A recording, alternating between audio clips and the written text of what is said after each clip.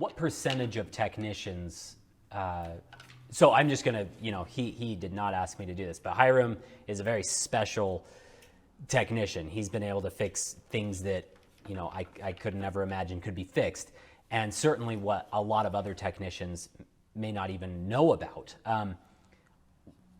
Of course, you're always learning new skills at this job. It's like being a pianist. But how many technicians would you trust to know how to prep a Steinway? And how many years of experience does it take to get to the level that you feel comfortable prepping a Steinway? Well, how many technicians would I trust? That's a hard one, right? And maybe that's ego, I don't know. But in our region, the Mountain West here, I know of 2 or 3 maybe that I think, wow, I really admire their work and I might learn something there, and Sure. and it'd be a fun conversation to have between them. So that gives you an idea here. And then, what was your other question? How many years did it take until you were comfortable doing this? Because I know you're always getting better at what you do, but how long did it take you to feel comfortable either prepping a piano period from the time you started being a tuner and then a technician or whatever? Can you take us through that as you ease these? Sure. I mean, if someone had the ideal situation of good information and teaching and, tutoring, I would think they could be working on, and they have aptitude for it, I think they could be working in a concert level, within 5 years and do a pretty good job of it. Okay. Very few people get that opportunity. That's the hard thing. Sure. Finding someone to apprentice under. Yeah, and there are degree programs and things like that, here and there, but I haven't found that necessarily accelerates things much.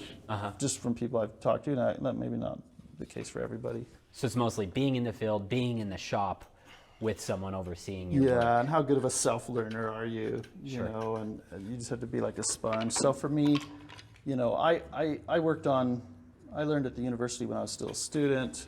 Took a couple years there. By the end of those couple years, I felt comfortable, charging for my services, going out doing in-home calls. Then I worked for the Yamaha dealer for a number of years. That was really good to get a lot of foundational skills. I worked with a lot of pianos that had issues, and that was really good. Yeah, I'm sure. Were you calling your master? What do you call someone who oversees? You're the apprentice. What do you call the other person? I guess a mentor. Would you call your mentor a couple times a day, like, "Hey, how do you fix this?" All the time, yeah. It's a small community, and we enjoy, probably a lot like pianists, we enjoy comparing notes. Yeah. Especially if it's something that you're not familiar with. When you work for a dealer, you're going to be working on the same kind of piano over and over. You get the right tool set, it goes pretty smooth. But if you're not working on a certain piano a lot, there might be something that you need to consult with someone who does. Do you have any horror stories of like the worst piano you ever had to work on that comes to mind quickly? I know there's probably many. I think it's just usually when the expectation of the customer doesn't match up with what's possible with the parts in the piano that's there, usually with a really old upright or something like that. Yeah. So usually the horror stories are just those days when you're breaking things for whatever reason. You have to just slow down and say, all right, what am I doing here? And just be patient. Yeah, it takes a lot of patience. So yeah, I'm easing through these balance holes. Like this one, you can see it stays up. I just lift it a little bit and it stays. So when I ease that, that'll free that up. And they may not all come tight. Some pianos might come and they just feel great. And I can go the other way if you have a piano that the hole's too loose on, Sure. But it's easier just to hit it right from this direction, just easing it just a little bit. Sure. What if someone has a piano? We've talked a little bit about my piano. If we had to go back and redo that again, would you put in those spring-assisted whippings to make a heavy piano lighter? Because I know most people don't complain that their piano's too light. I know there have been cases that I've heard, but most people are saying, my piano's too heavy. Kind of take us through a checklist of things that you'd check before you'd start messing with the geometry, and then what things you would do. Would you put in those spring-assisted whippings? Another technician put those into our piano, and then he readjusted the geometry to feel a lot better. Kind of take us through that, because I know a lot of people complain, oh, my piano is too heavy. Yeah, a lot of people will say, can you lighten my piano? As if it was just a screw I could turn, and do it. Unfortunately, it's not. But most often, the problem, if someone has a heavy piano, I'm thinking like a Korean-made piano a lot of times, you'll get issues, with like ceramic pianos or other things, or even a Yamaha or something. Most often, the problem is friction. So that's what you look for first, excess friction. Someone once said, ask any engineer, friction is not a good thing. It wears things down and so forth. And sometimes it's as simple as just lubricating these key pins, which takes 5 minutes. Just lubricating the key pins can make it feel like a different piano sometimes. Yeah. Regulation, how far is that hammer traveling versus how far is the key traveling? That's essentially regulation in a nutshell. It's just those two parameters. So if you moved the hammer closer to the string, that's going to essentially be a lot less work for the key. Would that make it feel lighter? Yeah. Okay. I think for most people they'd say, yeah, it feels lighter. Okay. Or quicker or something like that.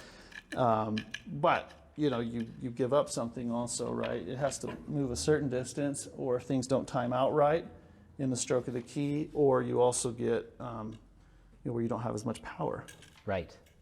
That was one interesting thing that we did on my piano is we adjusted the key dip a little bit higher to match the other piano.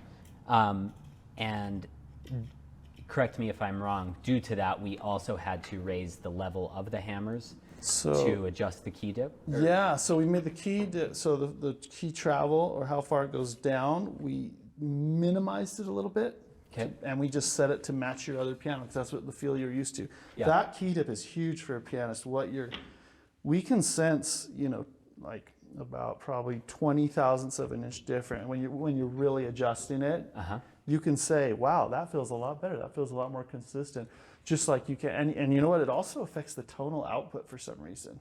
Interesting. But I'm getting lost from your original question. Let's see, we were just talking about, because we brought the key dip, we minimized the key dip. Did that affect the hammer height? Yeah, so we made it so the key doesn't travel as far.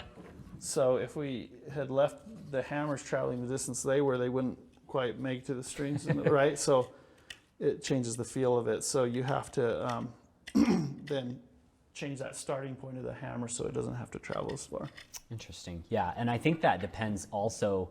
He was saying, you don't need that huge key dip in this room with the hammer traveling further for more power, because I'm just in a small little studio room.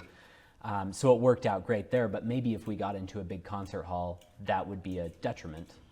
Maybe, but I think the thing that Steinway teaches back at the factory when they do their trains and things like that is that they have a spec and they want to really preserve that so that artists, because you're going to find Steinways in concert halls, right, for the most part. So they want to preserve the spec so that you can go from venue to venue and be comfortable with what's going on there. Right. Yeah. So that one's, usually a spec that doesn't vary a whole lot. But Yeah, I remember. Is it up to the B that has a certain key dip and then the D goes slightly lower, or is it graded throughout all the different sizes of Steinway? all their grands have the same key dip spec of 400 thousandths of an inch. Okay. When you say grand, are you talking even an S? Yeah. Okay. Yeah, I think of a grand as just a piano that's Yeah. Oh, of horizontal. course. I was just. Some yeah. people specify concert grand.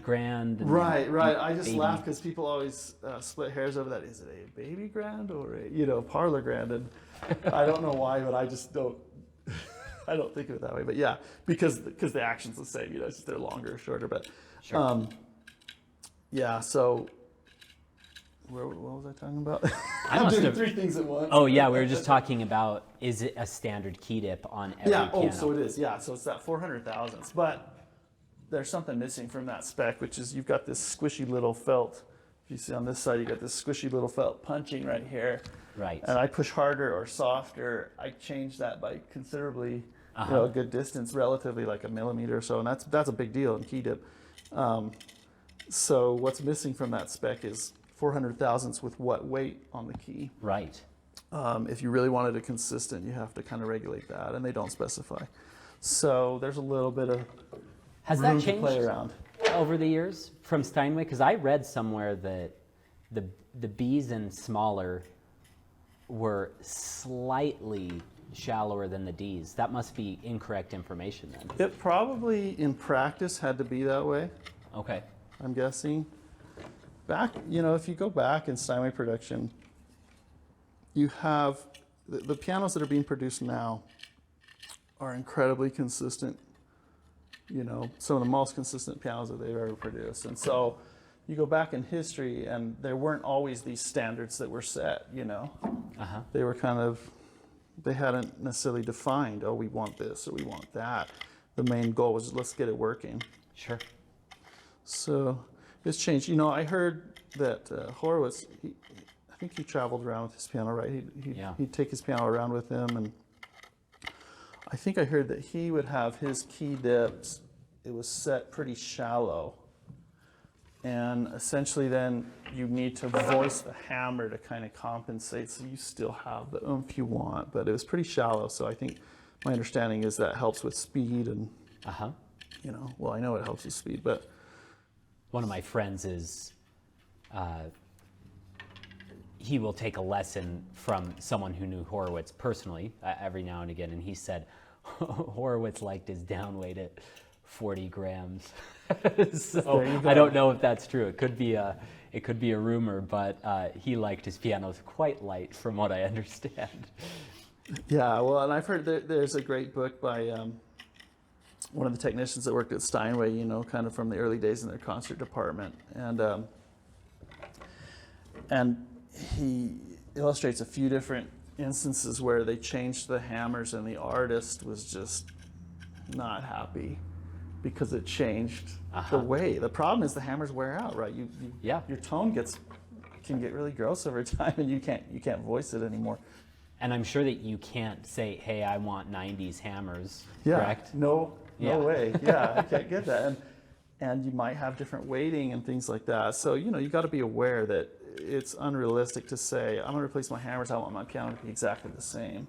Right. And do you think that affects the tone? Of course, it would affect the tone somewhat. But you and I have, and maybe this is bad to put in a Steinway video, but we've also said that we love a lot of the new changes Steinway makes, but some of that rich warmth might be more ideal in some of the older models. What do you think makes that? Do you think it is the source of wood in the soundboard, or do you think it is maybe the hammer material, all of the above, or is there something specific that you could point to? Because a lot of people talk about golden era Steinways from, I don't know what it is, the 20s, 30s, 40s. It seems like a pretty loose term. If someone wants to sell their piano, oh, it's a golden era Steinway. It seems different for every person I talk to. The golden era is whatever decade their piano was built in. And the Steinway and the salesman let them know. Yeah. And I'm not the expert. I'm not the wood technologist, but I think it's a combination of who was doing the bellies, the soundboard, the bridge, because that interplay, how much does the string engage that soundboard? How stiff is the soundboard? That is a big deal. And also the wood speed, the pick of the wood that they're using does make a difference, I understand, but I don't have personal experience, in that field. But I think the hammers are huge though too. They're number two, behind that. And so, I can try and voice hammers differently. Like for instance, I could choose to use lacquer and lacquer thinner, and I could soak it in a little deeper. And that lacquer thinner, it flashes off slower, much slower. It takes, 24 hours plus still, and it's still getting harder after that. So if I do that though, I can get more of that type of sound, I want to say, where it's a nice big body, and warmth, but then you can voice it, but it's strong, so you can voice it to be a little more mellow. Okay. So you have a more mellow piano, you can have a more mellow piano, but it still has enough strength and body to kind of carry, and you don't feel like it's too mushy and, Sure. But it's interesting, I think the aesthetic trends kind of have changed, with the different decades. And I do feel like things are going a little bit brighter and lighter now. Yeah. And I've seen with the different Steinways that I've worked on, some of the old ones, if they have original parts, just the touch and the tone of it. It's like Victorian era, it seemed like they were kind of lighter, Okay. brighter, and then, you know, you get into like the 60s and 70s, it seems like they were really heavy. Mm-hmm. And I don't know if it's just pianists kind of responded to what they were producing and learned how to make it work, or the other way around, Oh, yeah. you know. Sure. So Steinway does try and, you know, they say they try and make changes based on if the artists want them, right? Absolutely. If they're picking the pianos, then it must be good, right? So, but I do feel like you get that swing, lighter and lighter versus mellow and heavy. And Sure. Well, I'm going to let you finish this up, and then we'll come back with the next segment. okay.